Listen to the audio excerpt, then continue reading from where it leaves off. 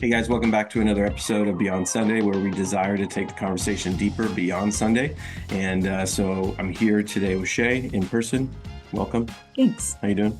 Good. Good. Ready to do this? Yeah. Okay. And before we dive into the conversation, take a look at this video.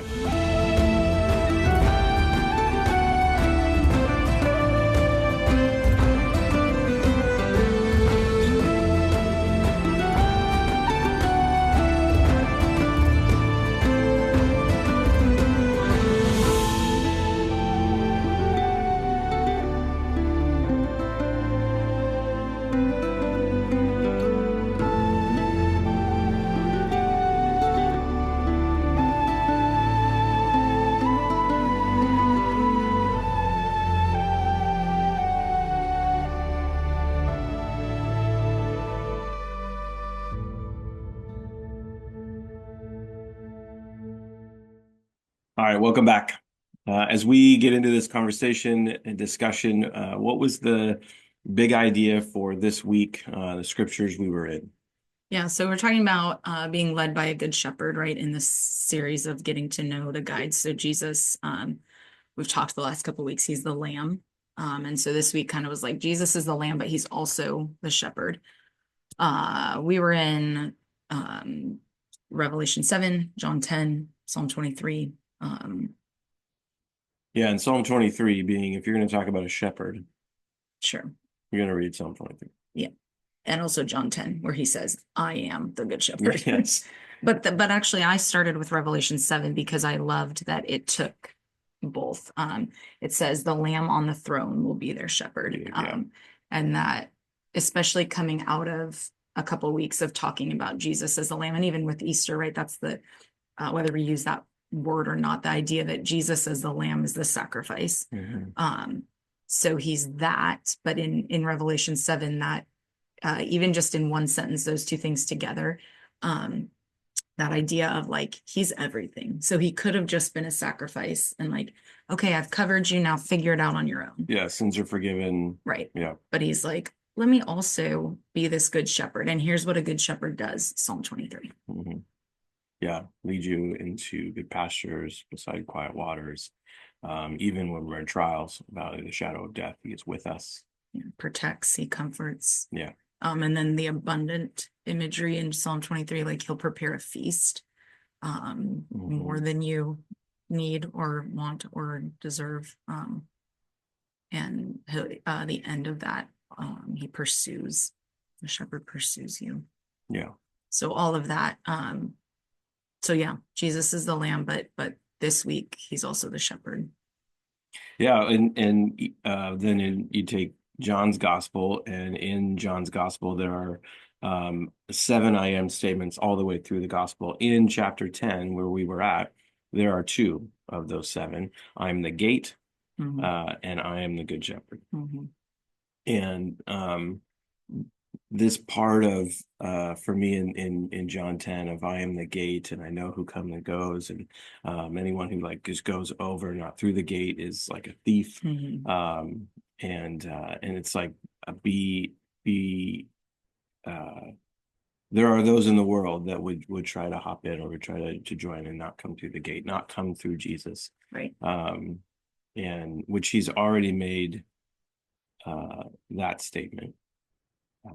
I am, or that's coming later. I am the way, the truth, and the life. It's coming later in John. I am the way, the truth, and the life. No one comes to the Father except through me.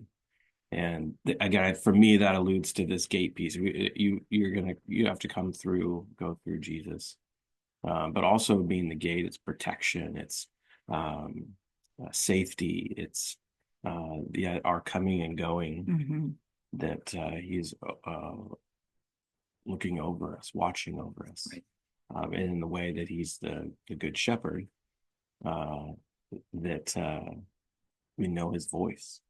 And for me, that was a sort of inviting place for me as I was in preparation for this message on this last Sunday. But the sheep know my voice, right? And if they hear another voice, they don't recognize it, and they aren't drawn to it.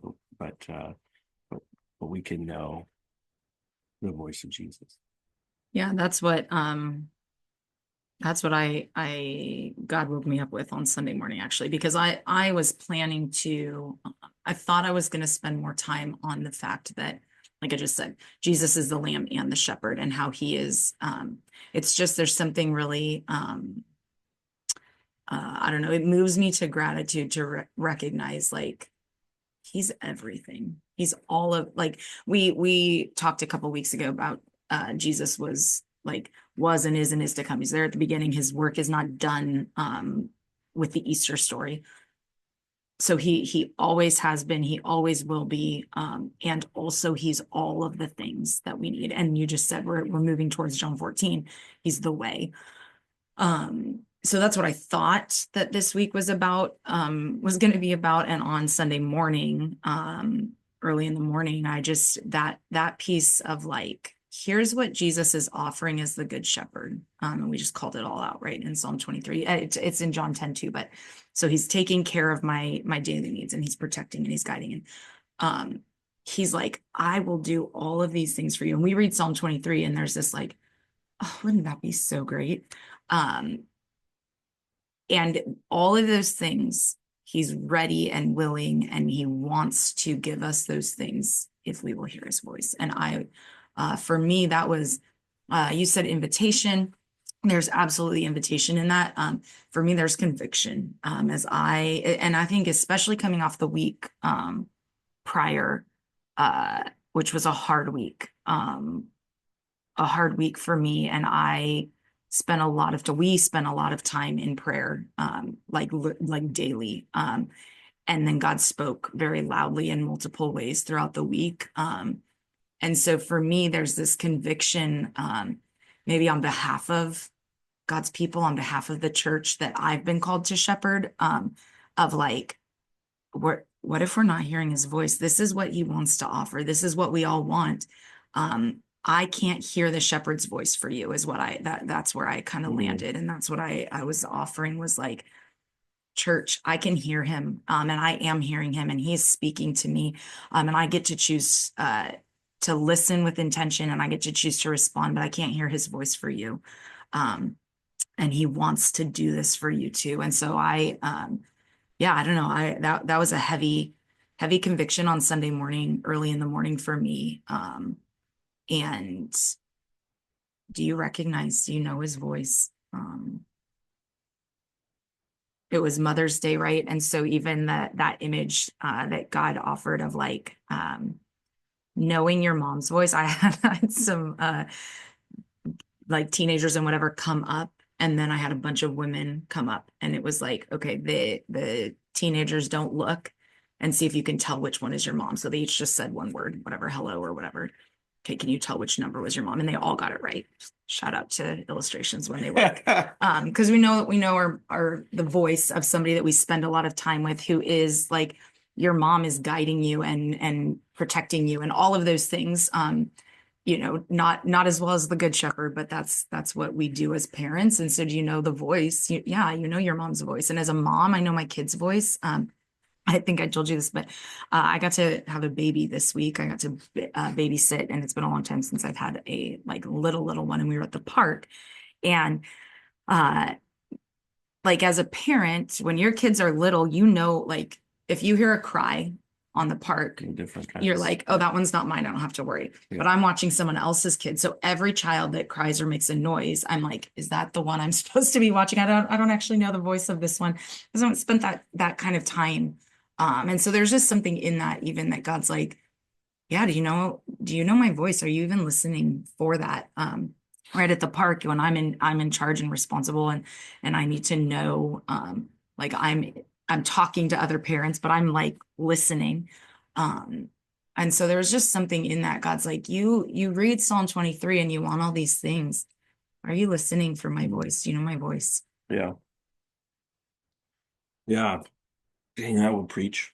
I hope it did.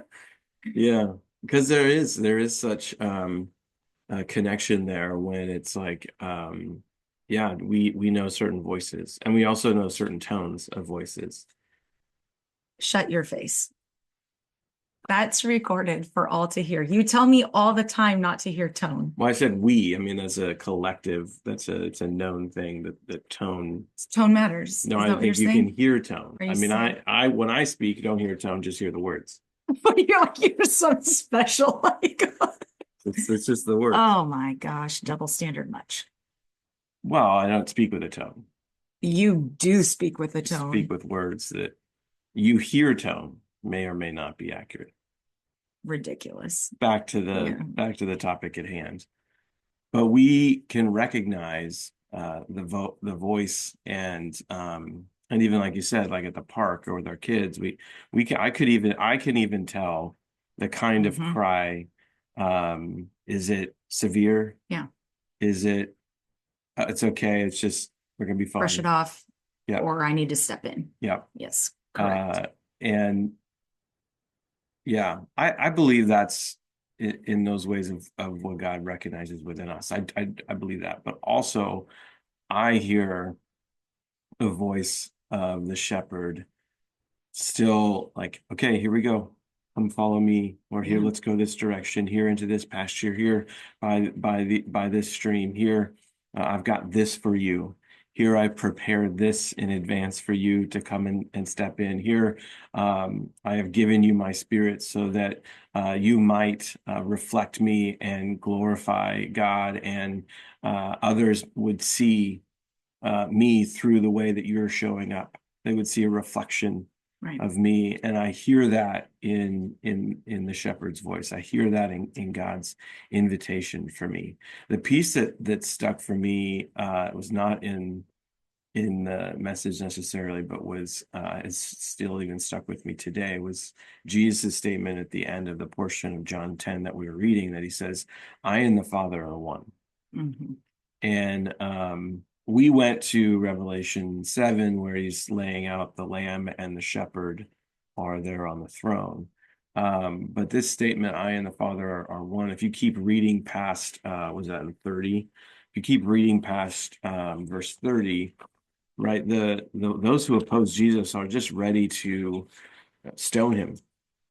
They're ready to pick up stones and to get rid of him because it's blasphemy. Mm-hmm.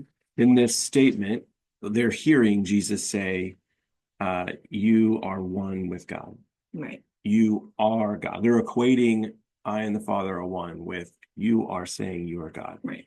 No man can be God. And even Jesus' response to them as they're ready to stone him, his response to him, even is like this well-articulated, hold on now. One in the way of character, essence, not necessarily identity. Mm-hmm. We're not Jesus in that statement in the way it's translated from Greek. It's like it's not a one for one, a one equals the other, but it is in my being and in my essence and my character and in my authority. Mm-hmm. I am here speaking on behalf of my Father. Yeah. I only do what my Father prepares Right. or has called me to do. And it's this, as he's talking with the crowd who's ready to stone him and kill him, that he even makes the statement later on there in John 10 of, haven't I said that we're a son of God? Yeah. And then they're still ready to grasp him and haul him off.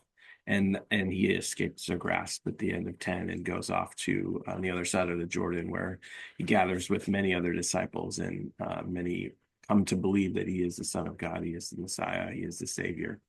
But in that interaction with the crowd of this blasphemous statement that they're hearing, to no, this is why I've come.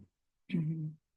I have come to be about my Father's business, about my Father's work, about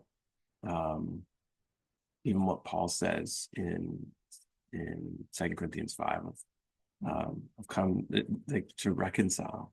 And that's what he's here for, and what he gave his life for, and resurrected, and now what we as followers of him are being called into. And so I think for me in that way, it's like I have an opportunity to actually echo the voice of the shepherd. I have an opportunity to amplify Mhm. the voice of the shepherd to those who are desperate to hear. Where where are you? Yeah. What does your voice sound like? Um, that for me, there's a sense in there of and a conviction of um, am I reflecting the glory of God? Am I amplifying the voice of the shepherd? Would people know that the shepherd's calling them and inviting them, guiding them, all the things we read in Psalm 23. Um, and I so desire for that to be true. And as I reflect on my on the realities of my life, there are moments that it's not, Mhm. and there are moments that it is. Yeah. Well, and I think there's a distinction in that of living in such a way that, yeah, that people recognize like um, there's a shepherd that's calling and wants to speak to them versus that maybe it's a pendulum thing, that because the other side of that is people like, okay, so he's speaking to you, so you just tell me. Um, right. So we've talked about this before, but like even this is like even the people and Moses on the mountain, and God's like, come and hear my voice, and they're like, you just go, Moses. Um, and so there's a piece of that that's like I want to live in a way, we talk about a Jesus shaped life. I want my life to, like you're saying, amplify.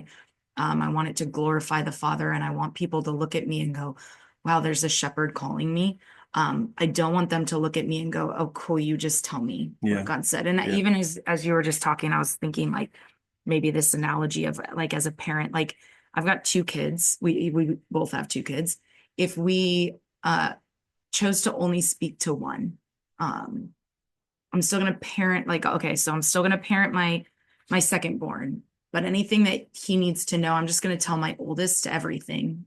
And like you tell him, How's that work here's how out to for live. you? Well, think about that. That'd be ridiculous, right? So for so many reasons that doesn't work. Yeah. And I mean, we could spend that they're all the pieces of that are flooding in why that's not going to work. First of all, my oldest would be like power. Yeah.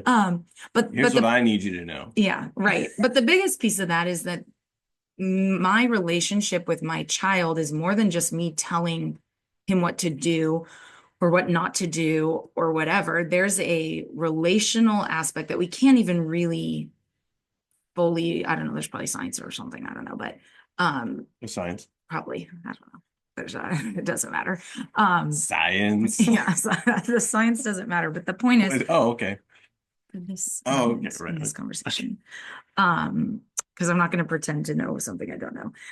Just want to offer it up. Yeah, if there's somebody very sciencey, they could, people do that. What are they going to do? People do that on podcasts. They're like, if there's something, if you are listening and you know the science behind this, you could drop it in the comments or something. Is that what your thing? I've heard people say that. It's like it's a safe place. You can offer your lack That's what I'm lack of saying. knowledge. I don't know. Science. So go ahead. That's Just what I'm saying. throw it I out don't. there. I It's a theory. Anybody can throw it out there. I did say that. Oh. Oh my gosh. Okay. The point is, Okay. now I don't know the point. Oh yeah, I do. Okay. The point is that there's more to relationship than just me saying, don't do this, don't do that. And if I chose to only parent or be in relationship like that with one of my kids, the other one, like potentially could they grow up and stay alive? And like, yes, like probably could keep them alive that way. There's something missing. And so likewise, as a Jesus follower, if I'm just expecting like you just have relationship with God and then you tell me, Yep. man, I'm missing. And that is what so many, I don't know. That's such because that was my story before a few years ago when there's this moment in me. And that's the other thing I talked about on Sunday. Like, one of the coolest things for me in the last couple months is multiple spaces recognizing that at Next Step, our kids and our teenagers, they are growing up in a culture where they are not questioning whether God will speak to them. And that's a broad statement, but that's the truth. Our teenagers and our kids actively are practicing hearing from God. That was not my story. That was not, in fact, it was quite the opposite for me, of like, no, you come to church and get told by somebody else who's knows better, who went to school, who whatever, get told by them how to follow Jesus and live and whatever. And there's just so many people who are Christians trying to follow Jesus, whatever, who are just depending on somebody else to tell them what God's saying. And I mean, there's All while the shepherd desires for you to hear his voice. Yeah. Because I was listening for the attendant. Right. But he wants you to hear his voice because he wants to offer you more than just, I think that maybe that's the piece I'm even sitting in right now. Like, it's more than just let me guide you and keep you from whatever. That's part of it. I want to guide you. I want to protect you and whatever, but also like, I want to be with you. And I want you to be with me. And when you don't hear my voice directly from me, you're missing that part. And there's something about, and then also something about doing that in community, because I'm not saying that we shouldn't, right? Oftentimes, and I said this too on Sunday as I was offering, like, here's all the ways God spoke this week, because he was quite loud, or I just was listening better than normal. But so many times in this, even just this last week, it was like through relationship with other people and community that was like, oh, that's what God's saying. And so it's not that we do this alone, but do we realize that the shepherd's speaking to every one of us, and then together as a flock?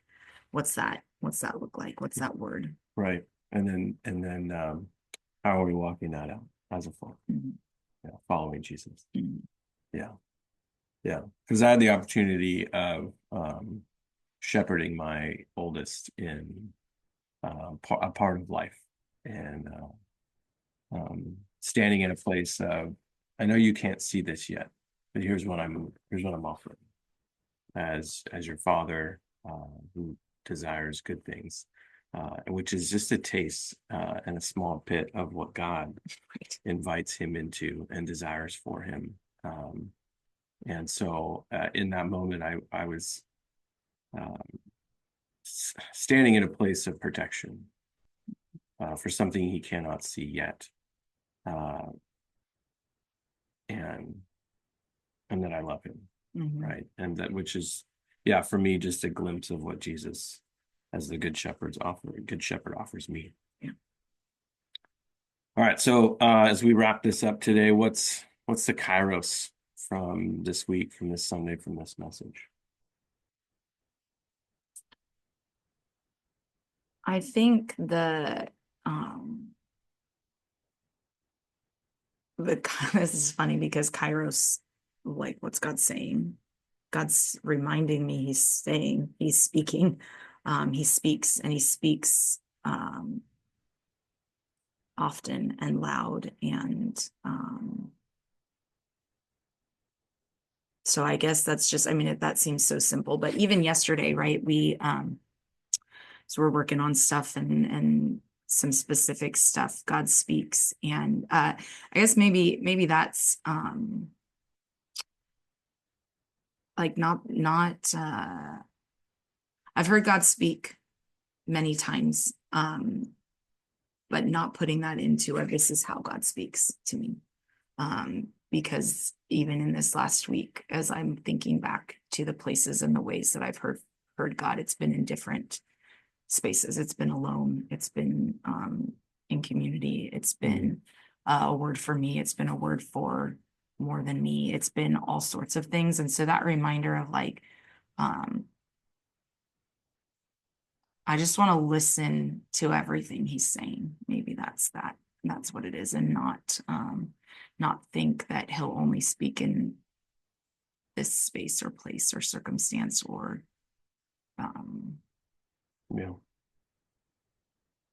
I don't know, maybe that's I need to sit with that a little bit longer. Yeah. What about for you? For me, it comes out of we've been doing this in our group, a prayer practice, and we were invited, challenged to pray specific prayers, and so I did that, and yeah, While we were fasting, that was the other yeah, specific prayers while we were fasting. And I sense God speak and answer. And so out of this John 10, part of the way through, before he says, I'm the good shepherd, he says, I've come that you may have life and have it to the full. The prayer I was praying and being specific while fasting was for an abundance, was for like, I don't know, the week before is like, all right, God, thank you, right? Grateful for what was provided and prayed for. And 6 days later, the prayer was answered. And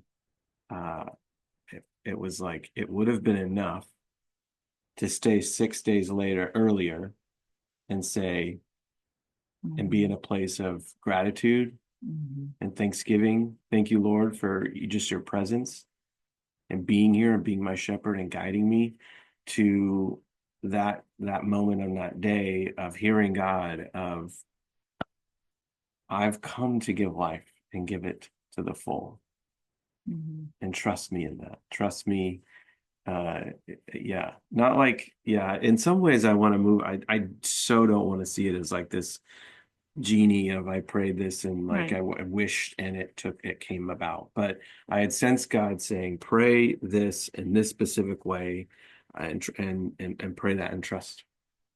And so I had to, and I thought 6 days prior to that moment that it was like, okay, thank you, Lord. Thank you for your presence. But and who you are, and that I can be with you.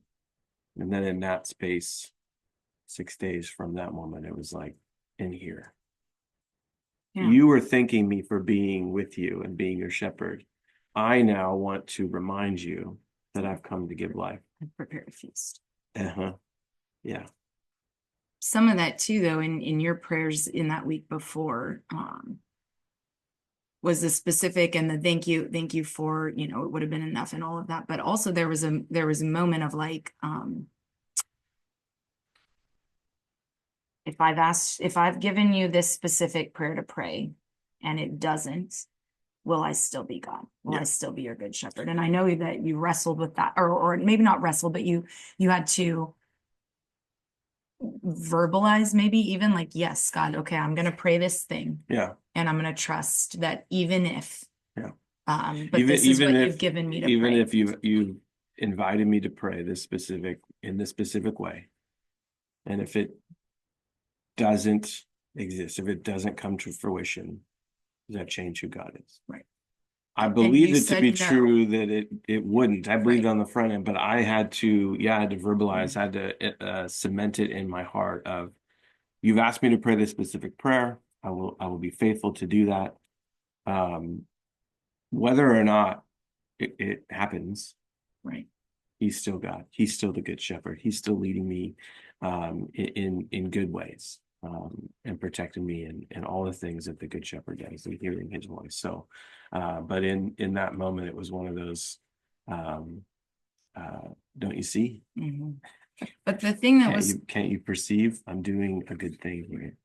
But the thing that's cool about that is that there was celebration in you before the abundance. Yes. So Monday, yeah, we're praying. Yeah. And you're like, God is good. Yeah. I prayed the specific prayer that God told me to pray, and it didn't in that moment. Yeah. We didn't get there, and I didn't see that, but God is good. And you're calling out this good shepherd. And so there's already celebration. That's such a